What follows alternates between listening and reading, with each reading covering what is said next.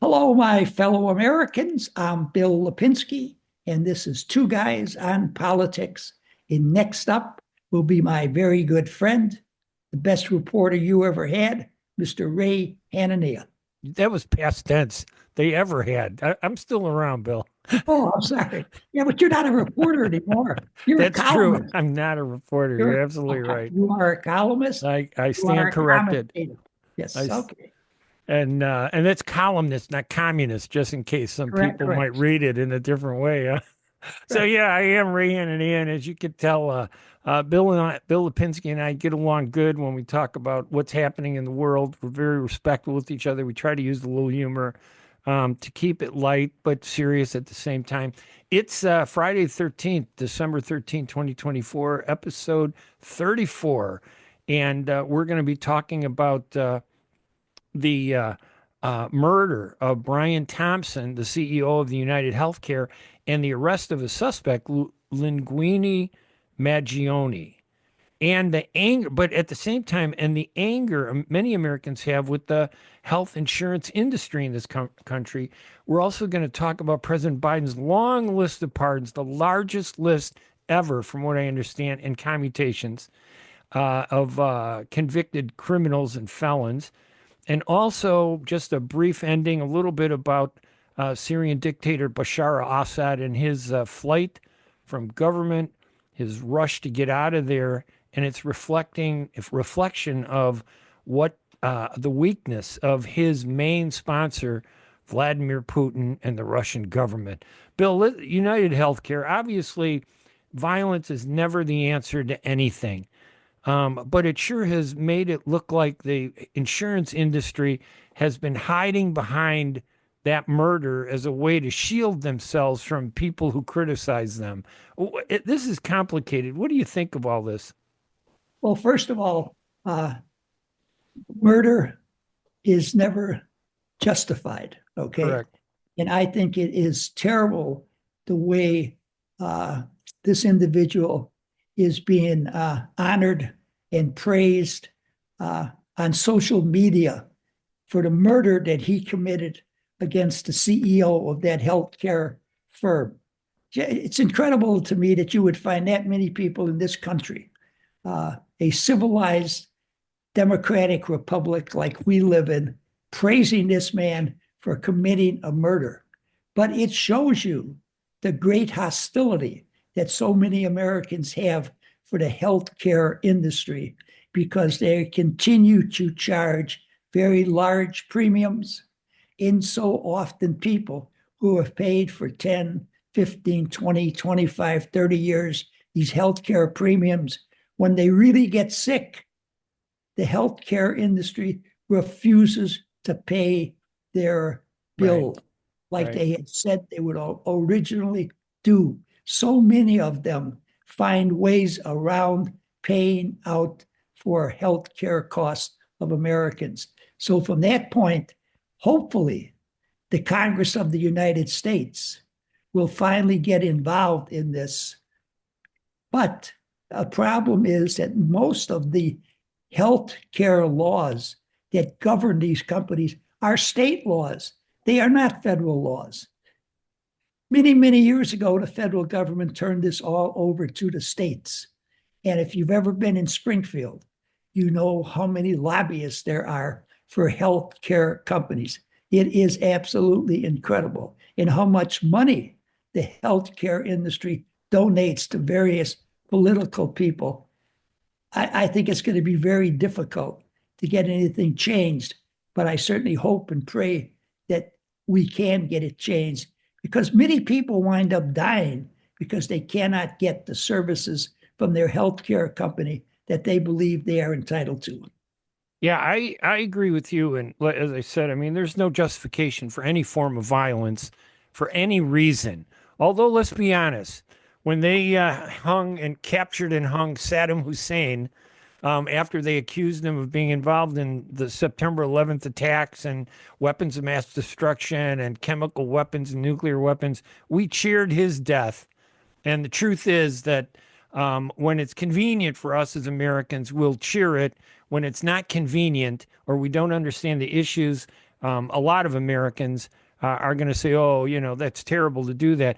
I don't see as many people cheering this killer who killed Brian Thompson. And again, I don't think it was right.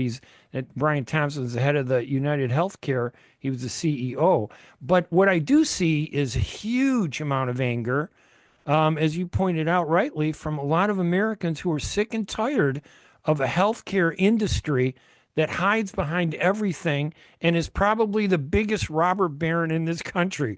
I would even call it corrupt and criminal the way they treat people. There isn't an incident that goes by in everybody's health where they have to fight with these healthcare insurers that we pay a fortune for every month to get our health care, hoping we never have to use it. But when we use it, we call them up. And I'm put on a line to some telephone answering service based in India, trying to explain to a guy, who doesn't understand anything about what I'm doing. And the most disturbing thing to me is you're absolutely right. The federal government, intentionally confused this, I think, at the request of the health industry lobbyists. Take it away from the federal government, put it in the states. Why they did that, I don't know, because Blue Cross Blue Shield isn't an Illinois insurer. They insure people all over the country. UnitedHealthCare insures people in many states. This should be a national federal issue, and I know that these insurers know that it's a big issue, because when you look at all the money they're pouring into the campaigns of senators and members of Congress, it's in the millions. So I have absolutely no sympathy for the healthcare industry. I'm glad that they're suffering and they're taking a beating. I'm sorry for Mr. Thompson and his family, but that guy was making over $20 million in salary as the head of the CEO for that company. And how many people died because United Healthcare refused to give them the healthcare services that they want? We don't get a full accounting of this. But I'm sure you know people who've been denied healthcare after paying premiums for life and not getting the service and health services that they need, or are delayed. There's so many stories out there of people who have died because they had to fight to get the coverage they wanted. So to me, it's two separate issues. And I don't think the healthcare industry should be allowed to even pretend, that, oh, look, we might be in trouble. Yeah, people are angry with you. And if people cross the line and do terrible things, it's because they've been pushed over that line by the healthcare industry CEOs and robber barons themselves. I'm not a sympathetic person to the health insurance industry. Well, neither am I, but I'd like to I do believe, Ray, that before we executed Saddam Hussein, we did give him a fair trial, didn't we? No, I don't believe we did. It was a kangaroo court consisting of our people. We arrested him. We put him on trial. I mean, we don't want to go through the whole history, but let's be honest. Saddam Hussein was our guy for 10 years. We gave him all the money, all the weapons to fight the Iranians. He fought Iran for us for 10 years, lost that war in a draw with Iran, and then we decided we no longer liked them. And we were trying to get him ever since. So that's we should talk about the hypocrisies of some of our foreign policies in a future show. But my point is that we do celebrate killing when it's convenient to our politics, and moan it when we don't. There are enough left-wing progressive radicals who are tearing down America and trying to turn it into United Socialist States of America. And I'm against them. A couple of Reagan Democrats like you and I should refrain as much as possible from attacking the greatest republic in the history of the world. Now, let me say this to you also. I understand at one time that the federal government was much more involved in insurance, okay? Yes. And the lobbyist for the insurance companies said it would be better if we turned all of that over to the states, because the states are closer to the people. Oh, yeah. People would get better results. I can't believe they believe that. Well, there once upon a time it was a more naive time in America. We are a little bit more realistic today. Yes. Now, let me ask you this question. Do you think that we should have national socialized medicine? Yes, I do. And I tell you why. Because, I'm not saying the health insurance industry is stupid. They're very smart. They pay these people a fortune, far more to protect their interests than they do to protect the health of the American people. But by taking it away from the federal government, they knew that it would make it even harder for anybody to stand up to them individually. It would be state by state. Maybe they'd lose in one state, but they would win in 20 other states, and that was a good gamble for them. But I really do think that we need to do something, and I think that why not national health care run by the government where people are treated equally, you're treated fairly, you get coverage. We make the health of citizens a priority rather than a fight based on how much money they make. So you would support Bernie Sanders and Elizabeth Warren in what they want to do to the healthcare system in America. Is that true?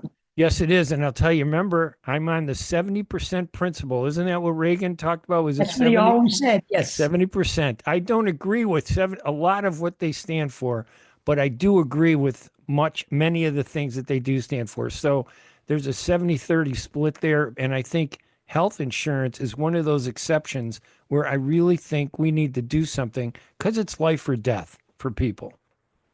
What's the alternative? Well, I will say this. What I was going to say to you, if you give me an opportunity, All is right, that I agree with you. Definitely. We'll do that. I'm doing a rebellion here, Bill. We have to go. we have to go in that direction. I felt that way for a long time. Yep. Now, people point out the deficiencies in the English system, the Canadian system, and other systems in Europe and other places in the world. But believe me, what we have in this country has been so corrupt that we have to have the federal government intervene, take it over. I am sure the federal government would do a much better job for all the American people. So I'm with Bernie and I'm with Elizabeth, and I agree with you. Ronald Reagan always said, if I can get 70%, I'm happy. And you and I feel exactly the same way. Yeah, I agree with you, Bill. I think on a serious side, if we see the flaws in Canada and Europe and other areas, that should be a sign to us that we can address that. Absolutely. We can see the mistakes they made or the problems they have. Let's put together a national program. But you and I both know that is never going to happen, or it's going to take years because the insurance industry controls this issue so tightly with the huge amount of money. I mean, I did a search using AI. Tell me who are the top 30 members of the Senate and Congress who get the most money from the health insurance industry. That AI kept churning out people like crazy. They fund almost 80% of all the elected officials. Their money goes to so many people, not just at the federal level, but at the state level too. And there's no counterbalance to that influence. That to me is the real flaw in this country, that the more powerful a lobby is, the more they can dictate our policy to benefit themselves rather than the people in the U.S. Well, I think what you have to do also is you have to challenge what the Supreme Court did, where the Supreme Court said, that speech is money. Money is speech. Yeah. We have to get all this money out of politics. Yes. Well, on the local level, the national level, we have to get the money out. It is corrupting the system. And we can't even allow people like Pritzker, who has $1 zillion, spend an unlimited amount simply because it's his. Right. There has to be a cap on how much spent. And that's something that would be relatively easy to do if we just had a few people in the federal government who had the backbone to do it.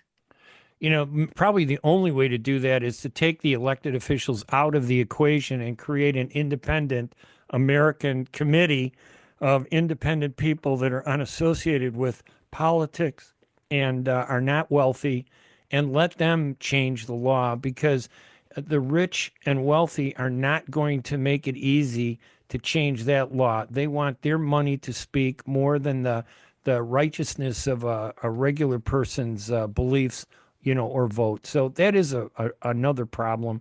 I remember once I wrote a column at my website, Hanania.com, and I mentioned that I remember I interviewed Senator Dick Durbin about 10 years ago when I was doing that radio show on WJJG. I don't know if I you used to remember be that. on there with you every once Yes. in a while. Yeah. You come on there in the morning. And I had Durbin on, and Durbin and I were talking about the banking industry. And he said, the banks, and he said, they own this place, meaning Washington, D.C.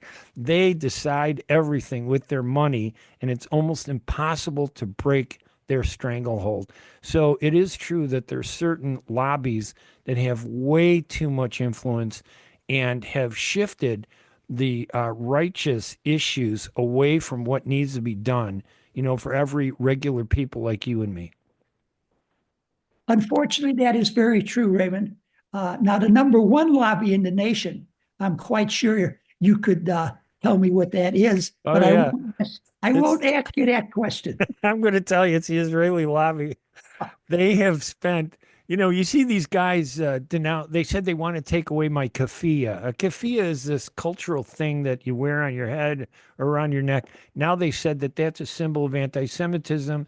So a guy, Senator Cotton, I don't know if you've ever met him, he receives among the largest amount of money from Israel's lobby every year. And he's introduced legislation to declare the keffiyeh symbol of anti-Semitism and anti-Jewish hate. And I'm thinking, where has this world gone to that we allow this type of thing to happen? So anyway, don't get me started. Well, I'm not getting involved in this conversation at the present time, but I really think that it is a conversation that we Yes. should have, Yes. because the people are supposed to run this country and not big money. And I Yes. know we are sounding like a lot of progressive Democrats out there who we are not with at all, because they go off the deep end on so many things. But unfortunately, they at times seem to be the spearhead of representing the ordinary man more than any other group. And I don't want to go any further, because Right. I want people to think that I'm a member of one of those organizations. Well, another big issue that happened this past week, of course, was about a week after he pardoned his son, Hunter Biden. President Biden issued a list of 1,500 pardons and commutations for criminals of all sorts. He said his people described it as individuals that were nonviolent, to make it sound like, oh, that's okay. These criminals are poor guys. They committed crimes, but they're not violent, so let's let them out. Why are they in prison in the first place, I guess?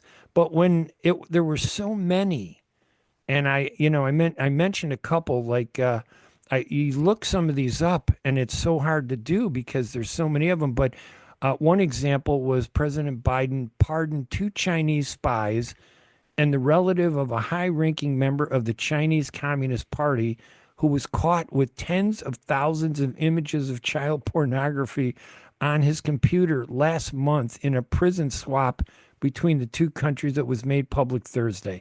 It just seems wrong that somebody like that would, be given a pardon or clemency. And one more that I discovered here is this fraudster, this Pennsylvania judge and notorious Illinois fraudster were both released from prison as a result of Biden's act, and put on house arrest due to the COVID-19 pandemic. So they are being released. But what they did was horrible.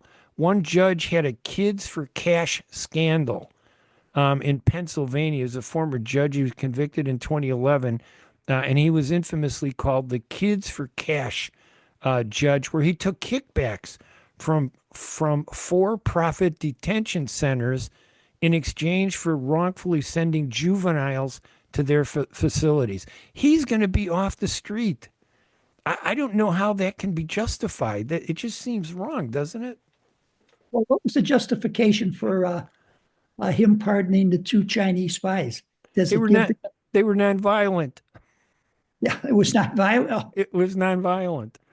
Well, I And tell you what, I think that you and I should contact the Biden administration before he goes out and get ourselves pardons. yes, What do they call it? preemptive That's, pardons, right? that's what we want, preemptive pardons. In the event we might do anything wrong, sometime in the rest of our life, we just show we've already been pardoned for this crime and we'll have no problem whatsoever. Now I'm being facetious, okay? Yes. No, I get that. When you pardon that many people, there's got to be an awful lot of people who should have never been pardoned.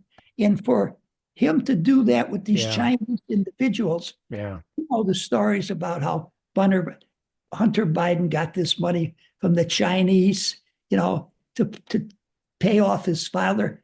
It just We don't that, know if there's a connection. You're right. exactly. It just plays into making the whole situation with the Biden administration look like many things that President-elect Trump has said about it. It is so very, very disappointing. We need, another. I got to be careful here, but another revolution in this country, a revolution of the American people against the corruption that exists in politics and government. A moral. Yes, we have to return to how the founding fathers felt about the average citizen having the influence in the government. They believed that it was a government by the people, for the people, and of the people. And we just keep drifting away from that. I agree with you. I don't know how Biden. I know he figures what the heck. I don't care. He's leaving office. He made the big sacrifice, not running for re-election, and I guess he feels he's justified. It is his son, after all, Hunter Biden. He does have the power to do it. But how does it impact the criticism now from the left, which says when Trump takes office, one of the first things he's going to do is pardon all those, I think, 1,000 people, the nonviolent ones I heard, not the 30, I think, that were involved in the killings and people who died, but the nonviolent ones who were involved in what they call the insurrection. I just think it was a protest that got out of a really bad protest that was primed and got out of hand. But how do you criticize Trump when he does that after what Biden did? You can't. No Yeah, way. it just seems like but the media is already justifying Biden. But when Trump takes office, they're going to try to crucify him. And I think that that's the hypocrisy that really makes this country vulnerable to criticism, makes us weak, makes us look like we're, vulnerable to dictators around the world. And they can just take our power and slice up the world any way they want to benefit themselves. We have lost such influence in the world. And I think it's things like this that are looked upon as hypocritical, that we say one thing with such determination about freedom and democracy publicly, and yet at the same time, these are things that contravene freedom and democracy in the actions of from the president all the way to the president-elect. It's just terrible. It's just a horrible situation, I think. And Ray, and I know that there are not many people that we know that are more pro-America and the American people than you and I. Oh, of course. I believe in that. Even above, as strong as my views are in the Middle East, I love this country more the way my father did when he came here, the way my uncle did, the way my mother did. They love this country. They love their heritage. They love where they came from, but they were dedicated till the day they died to the fact that this is the greatest country in the world. And I think they'd be rolling in their graves right now, knowing how things have changed from what we used to be, the compromises in principle, and just the politicization of law and morality that has just taken place because of power and money. Well, I say that there is no country on earth where the son of a CTA bus driver and a homemaker could rise to become a member of the United States House of Representatives, spend 22 years there, and then produce a son that could spend 16 years there. No way in America, no way in any country but America can you do that. I love this country with every fiber of my body, but somebody has to do something about the flaws that have come into this country, into this government. I don't like to be with the people who are anti-American. I'm not. I'm pro-American, just Right. like you. But something has to be done about the corruption that exists in this country. If we don't do it, we no longer will be the lighthouse that the Right. rest of the world guides by. I'm worried about where we're headed, and I agree with you. I don't think it's anti-American to say I want this country to be better and more focused on what it was supposed to be, rather than seeing these problems that are creeping up that I view as being anti-American. I think that the insurance industry's influence over the healthcare of Americans is anti-American. I think that this ability to just pardon anybody regardless of their crime is, in a way, it's anti-American. It goes against our laws. So I think these are things we identify the problem to correct it and make the country better again. And I think that's, something that I hope is going to happen. But I'm worried and I'm concerned by what's happening to us in this world today. So am I, Ray. So am I. One final little thought, not to get into the Middle East, but the Syrian dictator Bashar Al-Assad, him and his father have controlled Syria for 54 years, probably murdered more people than anybody could even count. And his government collapsed overnight on December 8th, in a large part because he could no longer be protected by the Russian government and Vladimir Putin.